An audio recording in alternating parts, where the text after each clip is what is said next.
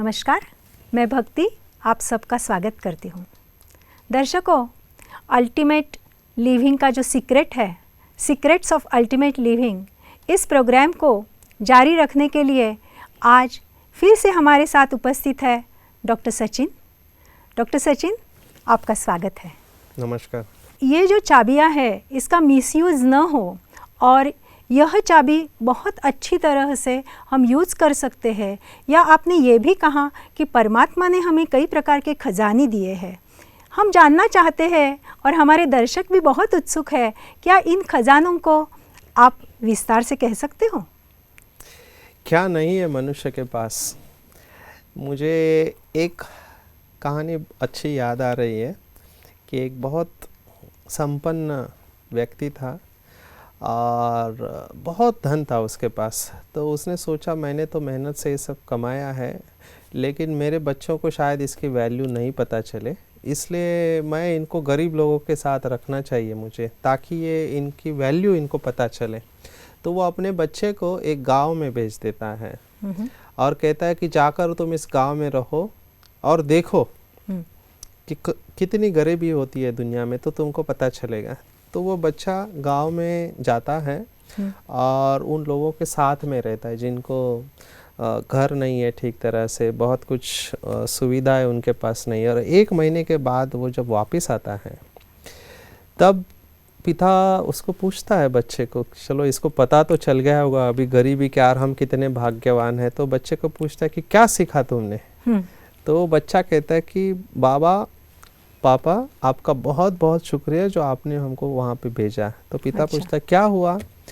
तो कहता है कि पापा हमारे पास तो 2 ही कुत्ते हैं, उनके पास बहुत सारे कुत्ते हैं। अच्छा। हमारे पास एक स्विमिंग पूल है, उनके गांव में तो नदी बहती है। वाह। हम जहाँ पे रहते हैं तो मेरे रूम में आपने अलग अलग स्टार्स लगाए हुए मेरे बेडरूम में, वहाँ पे तो हम छत के नीचे ऐसे सोते, डायरेक्ट आकाश में हजारों तारे हमको दिखाई देते हैं। आज पापा मेरे को पता चला कि हम कितने गरीब हैं।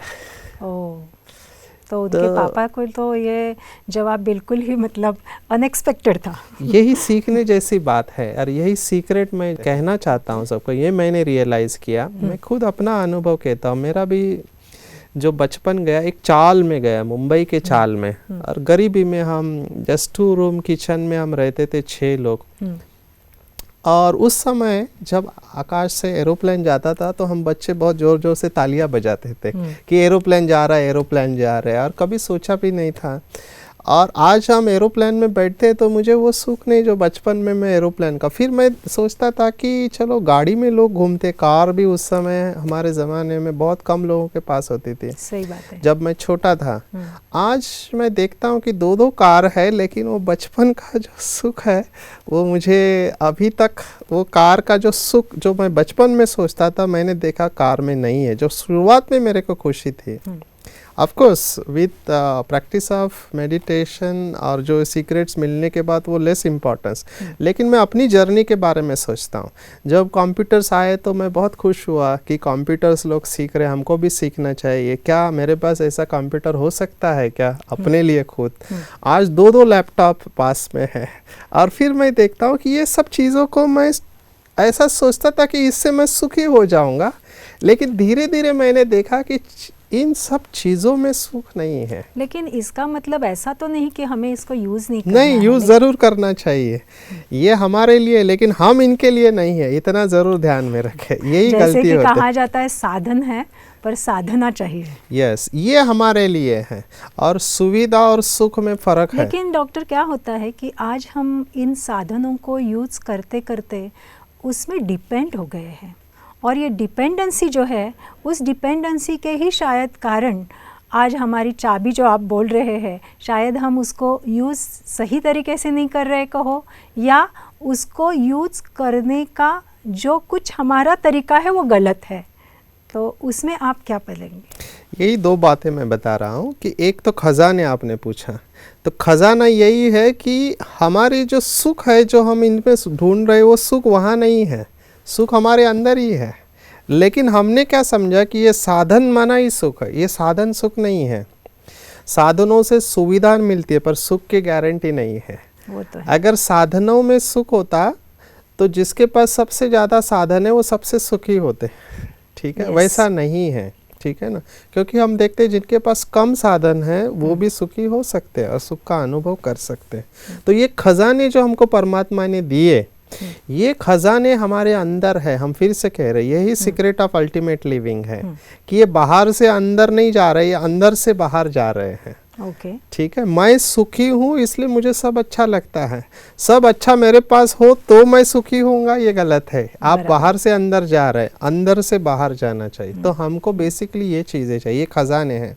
और चाबी की जो आपने बात की, एक ही हमको ये सीखना है कि अगर मैं अपने संकल्प शक्ति को यथार्थ रूप से इस्तेमाल करो तो ये खजाने मेरे पुश अप बटन पे है। जैसे हम किसी बटन को दबाते हैं और मेरे पास लाइट आ जाता है, अंधेरे में लाइट आ जाता है, उस तरह से ये होता है। आपने कहा कि संकल्प शक्ति, ये संकल्प शक्ति के बारे में हम जानना चाहते हैं कि ये संकल्प शक्ति क्या है, कैसे हम इसको बहुत अच्छी तरह से सकारात्मक ले सकते हैं और इन संकल्पों का प्रभाव हमारे ऊपर कहाँ तक पड़ता है। कोई नई बात नहीं है। कई बार लोगों को लगता है कि सीक्रेट शब्द डाल के हम कोई तो नई बात सुनाने जा रहे हैं। हम कोई नई बात नहीं सुनानी है, ये सब बातें पहले से ही है, सभी शास्त्रों में लिखा हुआ है, सभी लोगों को भी पता है, ऐसे नहीं कि पता नहीं है। फर्क इतना ही है कि इसको यथार्थ रूप में विधि पूर्वक यूज करना नहीं आता है, उसमें फर्क पड़ जाता है। तो वही विधि हम आपसे सीखना चाहते हैं। वो विधि ये है कि थोड़ा पहले इसको महसूस करो कि ये शक्ति कैसे आपके अंदर है और कैसे ये वेस्ट जा रही है। जैसे मेरे पास बहुत सारे पैसे पड़े हुए हैं, ठीक है ना, लेकिन मेरे को एक तो पता नहीं कि ये बहुत इंपॉर्टेंट है, वैल्यूएबल है। दूसरा, मेरे को पता ही नहीं कि वो मेरे पैसे कोई दूसरा लेके जा रहा है और मैं उसको यूज़ नहीं कर पा रहा हूँ। ये दो बातें मेरे को पता चल गई। और तीसरी बात, ये पैसों को अगर मैं सही रूप में इस्तेमाल करूँ तो मेरे बहुत सारे समस्याएं कम हो सकते हैं। तो पहली बात, मेरे पास ये धन है या खजाना है, अलग अलग हमने इसको नाम दिए, वो क्या है। तो इसके महत्व को हम जानेंगे। आपके सामने एक स्लाइड है जिसमें दिखाया है कि when you think universe moves, ऐसे अंग्रेजी में एक वाक्य है, बहुत शक्तिशाली मेरे को लगता है कि जब मैं सोचता हूँ पूरा विश्व हिल जाता है। अभी जब मैं ये वाक्य को महसूस किया तो मैंने रियलाइज किया कि क्या शक्ति है इस वाक्य में कि व्हेन आई थिंक, जब मैं सोचता हूँ तो पूरा यूनिवर्स, पूरा विश्व कैसे हिलता है। वही मैं आपसे पूछना चाहती हूँ कि थिंकिंग से विश्व हिलता है तो वो कैसे हिलता है और उसको हम किस प्रकार से सही ढंग से हिला सकते हैं। एग्जैक्टली मैं बचपन में सुनता था कि भगवान को जब नई रचना रचनी थी तब उसने पहले संकल्प किया कि मेरे को नई रचना रचनी है और उसने नई दुनिया बनाई, ठीक है ना, ब्रह्मा के द्वारा नई रचना रची। शास्त्रों में भी वर्णन है कि संकल्प शक्ति से उन्होंने सृष्टि रची। भारत ने ये विचार पूरे विश्व को दिया कि संकल्प से सृष्टि पैदा होती है। तो मैं सोचता था ये कैसे पॉसिबल है, लेकिन आज 2013 में 21वीं शताब्दी में हमको साइंस ये कह रहा है। थोड़ा साइंस की भाषा में कहूँगा कि इस समय हम सब फुल ऑफ एनर्जी में है, एनर्जी के समुंदर में हम हैं। कैसे? ये पूरा जो भी दिखाई देता है एक प्रकार की ऊर्जा है, ऐसे हमको साइंस कहता है, एनर्जी है। और वो एनर्जी एक समुंदर की तरह है। अच्छा, ठीक है ना, जैसे समुंदर विशाल महाकाय होता है वैसे एनर्जी अनंत है, अनंत है, बहुत विशाल समुंदर है। और ये समुंदर और कुछ नहीं लेकिन विचारों का समुंदर है। कैसे?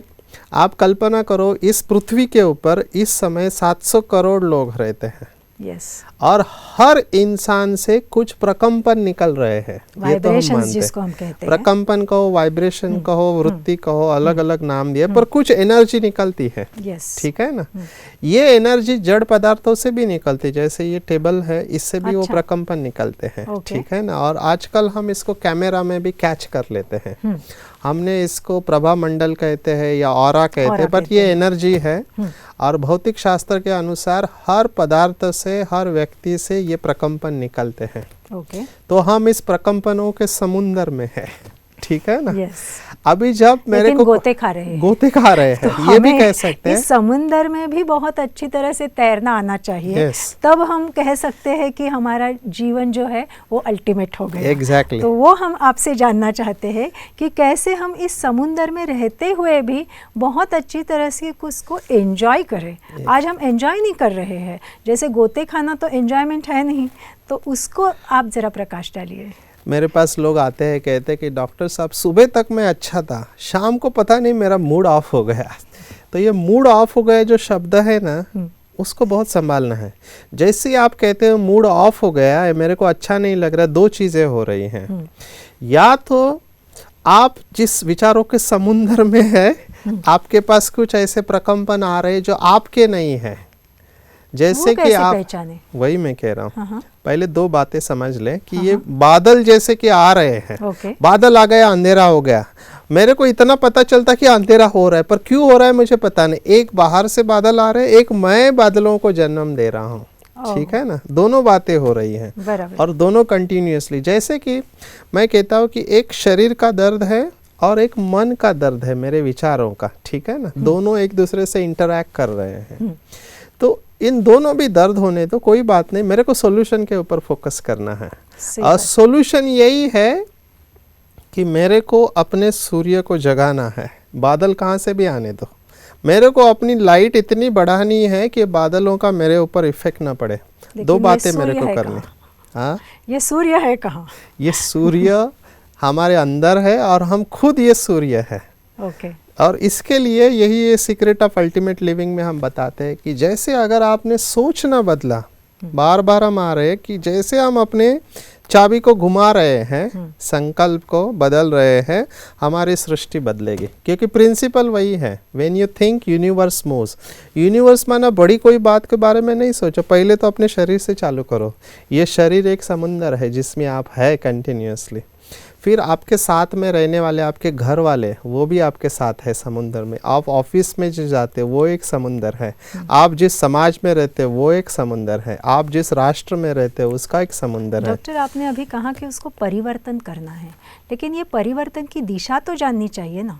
तो ये परिवर्तन की दिशा के बारे में हमें बताओ, या परिवर्तन कैसे करना है और उसकी सहज युक्ति क्या है? उसकी सहज युक्ति यही है कि आप साइलेंस में जाओ, जैसे पिछली बार हमने कहा, साइलेंस में जाओ और अंदर अपने को देखो। देखो कि मेरे अंदर क्या चल रहा है, क्या चल रहा है। तो कई बार मैंने देखा हर एक की जागृति का स्तर अलग अलग होता है। कई लोगों को पता चलता है, हाँ मेरे ये विचार चल रहे हैं, मेरे अंदर ये भावना का सैलाब चल रहा है। मतलब जैसे कि हम कहते हैं मेरा इनर माइंड कुछ कह रहा था, उसको हम ऐसा कहेंगे? माइंड शब्द मैं अभी नहीं इस्तेमाल करूंगा, क्योंकि माइंड शब्द जब मैं इस्तेमाल करता हूँ, हर एक के मन के अंदर या हर एक के दिमाग के अंदर या हर एक के अंदर अलग अलग फाइल खुलती है। ओके।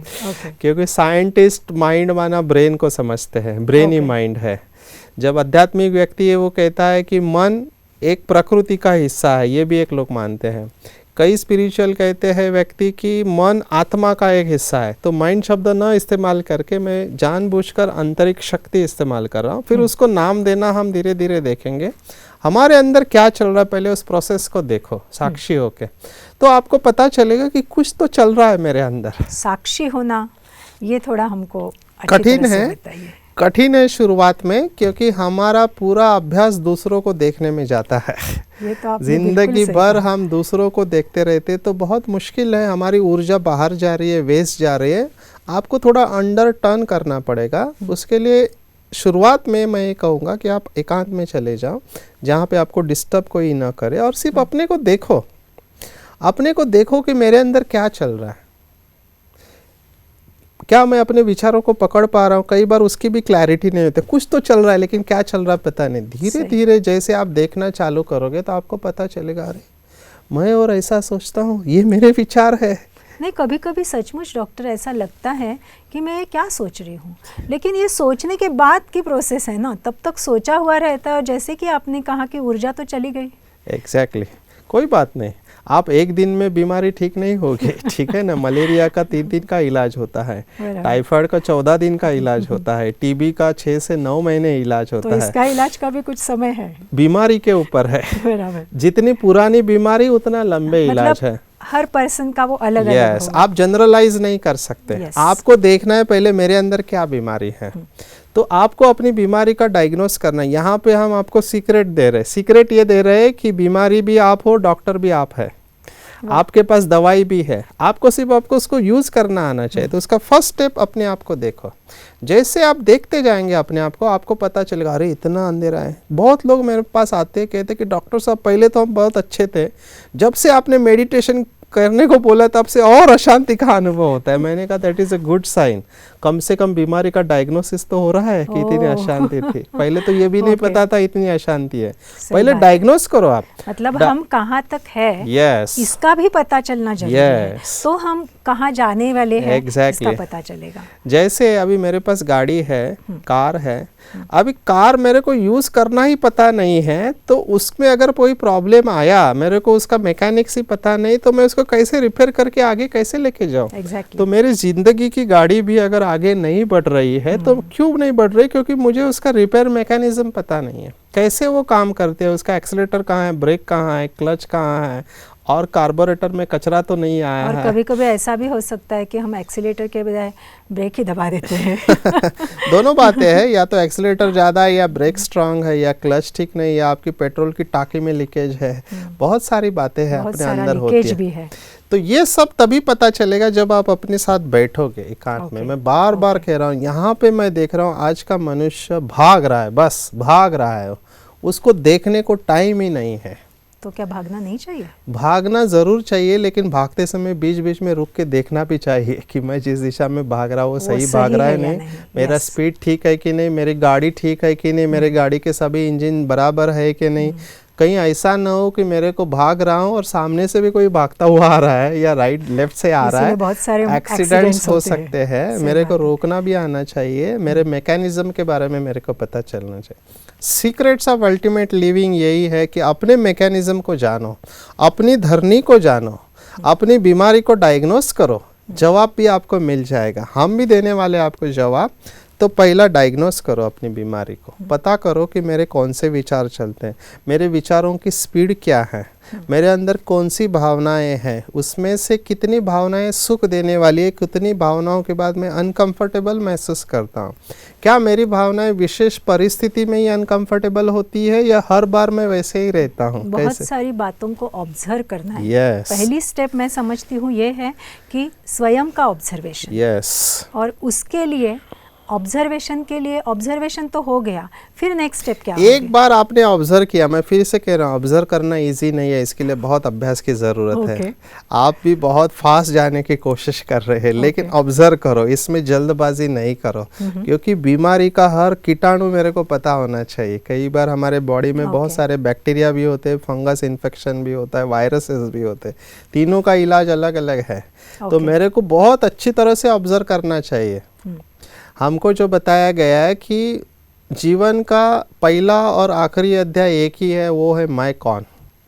पहले दिन में हम यही सवाल पूछते हैं मैं कौन, और लास्ट डे में भी हमारा प्रश्न वही रहता है, सिर्फ जवाब बदलता रहता है। क्योंकि जितना जवाब बदलता जाता है उतना मुझे अपने बारे में क्लैरिटी आती जाती है। तो अपने आप को अच्छी तरह से देखो, साक्षी होके देखो, साइलेंस में बैठो, और तब आपको पता चलेगा कि मुझे क्या करना है। चाबी उधर ही है, क्या करना उधर ही है। सिर्फ देखते जाएंगे तो आपको सॉल्यूशन भी मिलेगा कि यहाँ मैं थोड़ा भाग रहा हूँ, मुझे अभी स्लो करना चाहिए, यहाँ मैं थोड़ा ज़्यादा बोल रहा हूँ, मेरे को कम करना चाहिए। जैसे आप साक्षी होकर देखने लगते हो, आपको उधर ही सॉल्यूशन मिलने लगता है। तो फर्स्ट स्टेज और सबसे इम्पोर्टेंट है कि अपने आप को देखो, और देखने के बाद फिर आपकी जैसे बीमारी आपने डायग्नोस किए, फिर आप दवाई का इस्तेमाल चालू कर दो। वो दवाई या तो आपको खुद मिल जाएगी, अगर नहीं मिलती है तो हम आपको रेडीमेड देंगे। नहीं, हमको तो रेडीमेड की ही आजकल आदत हो गई है। तो मैं समझती हूँ कि ये जो आपने कहा बहुत सुंदर, कि स्वयं का ऑब्जर्वेशन करो, और उस ऑब्जर्वेशन में भी जल्दबाजी नहीं करो। तो उस ऑब्जर्वेशन के लिए आपने अभी बीच बीच में मेडिटेशन शब्द यूज़ किया, तो उसके लिए किस प्रकार की विचारों की प्रवाह जरूरी है, किस दिशा में हमारा विचार कहो या मेडिटेशन के ज़रिए हम कैसे उस तक आ सकते हैं, ये हमें आप ज़रा विस्तृत जानकारी अभी हम इसका अनुभव करते हैं। वाह, बहुत सुंदर। हम सब साइलेंस में बैठेंगे। आप अपने आप को ऐसे स्थान पर रखो जहां आपको डिस्ट्रैक्शन ना हो। आपका मोबाइल है तो उसको साइलेंट मोड पर रखो। कोई महत्वपूर्ण आप कार्य कर रहे तो उसको रोक दो ताकि आपको कोई डिस्टर्ब ना करे। एकदम रिलैक्स होके बैठे, अपने आप को एकदम हल्का छोड़ देंगे। आप शांत हो जाइए। अगर आपको आंखें खुली रख के एकाग्र होना कठिन हो रहा है तो आप आंखें बंद कर सकते हैं। बिल्कुल हल्का हो जाइए। दोनों हाथ, दोनों पैर, छाती, पीठ की मांसपेशियां, गर्दन, चेहरा एकदम हल्का छोड़ दीजिए। शांत और रिलैक्स। महसूस कीजिए आपका संपूर्ण शरीर हल्का होते जा रहा है, शांत और हल्का, बिल्कुल हल्का होते जा रहा है। 1 से 5 मैं उल्टा गिनूंगा। जैसे 5 से 1 की तरफ आऊंगा आप और हल्के होते जाएंगे। 5 और हल्के, 4 और हल्के होते जा रहे, 3 बहुत अच्छा लग रहा है, महसूस करेंगे। 2 और 1 बिल्कुल शांत और हल्कापन महसूस हो रहा है। अपना ध्यान 2 आँखों के बीच में लेके जाइए और महसूस कीजिए कि आपके अंदर क्या चल रहा है। अपने आप को देखिए। देखिए आपके अंदर क्या क्या प्रकंपन है। बहुत शांति से, बहुत धैर्यता से देखिए आपके कौन से विचार हैं। उसके साथ फाइट मत कीजिए, उनको रोकने की कोशिश नहीं कीजिए, केवल देखते जाइए कौन से विचार चल रहे हैं, उन विचारों की गति क्या है। क्या बहुत भाग रहे हैं विचार? सिर्फ देखते रहिए, उनको क्लासीफाई भी मत कीजिए कि ये अच्छे हैं या बुरे हैं। कौन से विचार चल रहे हैं मैं देख रहा हूँ अपने आप को। बिल्कुल हल्का छोड़ दीजिए अपने आप को। देखिए आपके अंदर कौन सी भावनाएं आ रही हैं। क्या आप कंफर्टेबल है या अनकंफर्टेबल है, और अपने आप को बिल्कुल हल्का छोड़ देंगे, शांत और रिलैक्स। महसूस करो आपको कैसा लग रहा है। आप अपने आप को देख रहे हैं। आज मुझे पता चल रहा है कि मेरे अंदर क्या चल रहा है।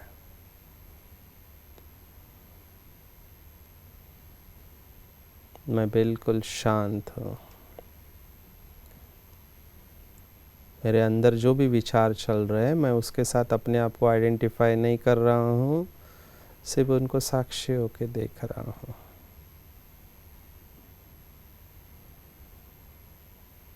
मेरे विचार भी शांत होते जा रहे हैं।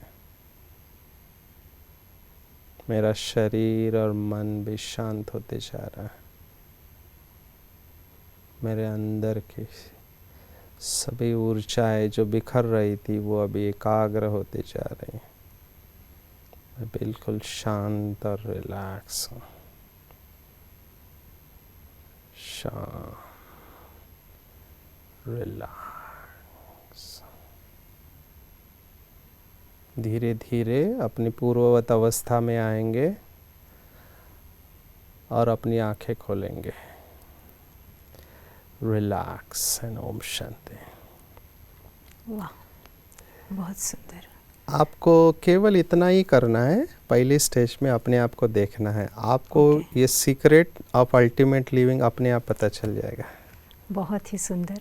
सचमुच डॉक्टर, आपने अभी बार बार जो अंदर देखना इसका प्रयोग किया, अभी हमको थोड़ा सा समझ में आया है कि कैसे सेल्फ ऑब्जर्वेशन करना है।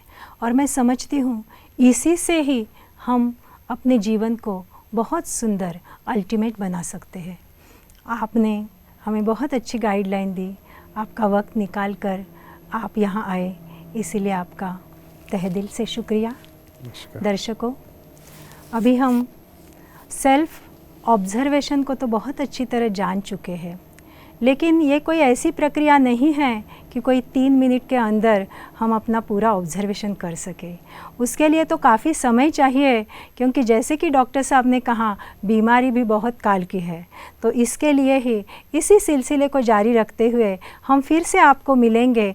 तब तक के लिए धन्यवाद।